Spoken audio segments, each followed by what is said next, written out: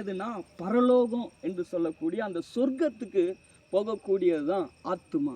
இப்போ இந்த அம்மாவுடைய உடம்பு இங்கே இருக்குது, ஆனால் இவங்க ஆத்துமா வந்து இப்போ எங்கே இருக்குதுன்னா சொர்க்கத்தில் ஆண்டவராகிய இயேசு கிறிஸ்துவின் பக்கத்தில் என்ன இருக்குது. ஒரு நாள் நாமளும் இந்த அம்மா போல இந்த பூமியில் மறிக்கும் பொழுது நம்மளும் ஒரு நாள் இந்த அம்மாவை என்ன பண்ண போகிறோன்னா முகமுகமாக நம்ம சந்திக்க போகிறோம். சரி, இந்த அம்மாவை போல நம்மளுடைய ஆத்மாவும் அந்த பரலோகத்துக்குள்ளே போகணும், அந்த பரலோக ராஜ்யத்துக்குள்ளே இருக்கணும்னா நீங்களும் நானும் செய்ய வேண்டிய ஒரே ஒரு காரியம் என்ன அப்படின்னு கேட்டிங்கன்னா, ஆண்டவராகிய இயேசு கிறிஸ்துவை நம்ம சொந்த இரட்சகரா தெய்வமாக ஏற்றுக்கொள்ளும் போது மனிதனுடைய வாழ்க்கை இறந்ததுக்கு அப்புறம் 2 விதமான ஒரு வாழ்க்கை இருக்குது.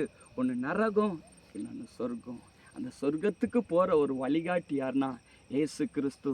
அப்படிப்பட்ட ஒரு சிறந்த இடத்துக்கு தான் இந்த அம்மா போயிருக்கிறாங்க. அதனால தான் இங்கே சொல்லுது, பின்பு பரலோகத்திலிருந்து ஒரு சத்தம் உண்டாக கேட்டேன், அது கர்த்தருக்குள் மரிக்கிறவர் முதல் பாக்கியவான் என்று எழுது.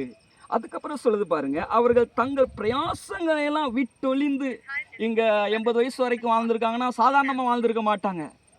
பலவித வேதனைகள் இருந்திருக்கலாம், கஷ்டங்கள் இருந்திருக்கலாம், ஒருவேளை நாட்கள் வயது முதிரனால உடம்புல பலவிதமான வியாதிகள் வந்திருக்கலாம், அல்லது வளர வளர சின்ன வயசுலேருந்து பல பாடுகள் வந்திருக்கலாம். இங்கே என்ன நடக்குது அப்படின்னு பார்த்தீங்கன்னா, அவர்கள் தங்கள் பிரயாசங்களையெல்லாம் விட்டு ஒழிந்து என்ன பண்ணுறாங்க, இளைப்பாடுறாங்க. அப்படின்னா ஒரு சந்தோஷமாக ஒரு சமாதானமாக இவங்க வந்து பரலோகத்தில் போய் இவங்க ஆத்துமா இருக்குது. அதான் சொல்லுது, அவர்களுடைய கிரியைகள் அவர்களோட கூட போம், ஆவியானவர் ஆம் என்று திருவுளப்பற்றுகிறார் என்று சொல். நான் இப்படி கூட சொல்ல விருப்பப்படுறேன்.